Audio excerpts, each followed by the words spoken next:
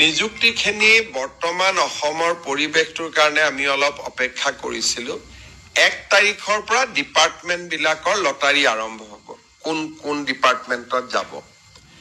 in the mean time প্ৰাথমিক শিক্ষকৰ result এটা দিব বাকী আছে গতিকে অক্টোবৰৰ ভিতৰত প্ৰাথমিক শিক্ষকৰ 5000 পোষ্টৰ ৰিজাল্টটো হ'ব গতিকে মই ভাবো যে নৱেম্বৰ মাহত আমি নিযুক্তিবিলাক দিব পাৰিম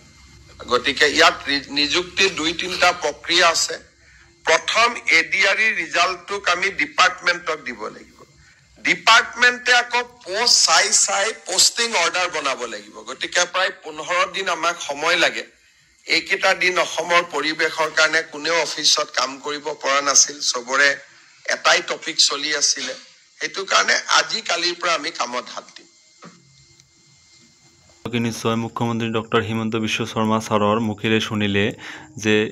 যেটো বৃহৎ নিযুক্তি প্ৰক্ৰিয়াত যেটো সমাৰোহ 35000 নিযুক্তিৰ যি সমাৰোহ তাতে এডিআৰইৰ গ্ৰেড 3 গ্ৰেড 4 লগতে আসাম পুলিশ এবিইউবি আসাম পুলিশৰ এসআই কমান্ডো বেটালিয়ন হেলথ ডিপাৰ্টমেণ্টকে ধৰি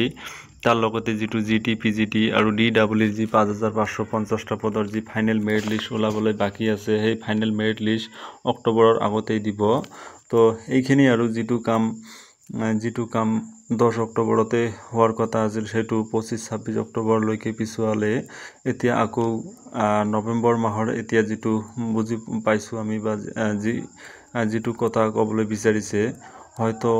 নৱেম্বৰৰ 15 অথবা 16 তাৰিখেহে নিযুক্তি প্ৰক্ৰিয়াটো সমাৰোহ যেটো বৃহৎ নিযুক্তি প্ৰক্ৰিয়াৰ সমাৰোহ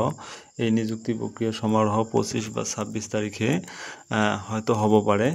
তো থ্যাংক ইউ ফৰ ওয়াচিং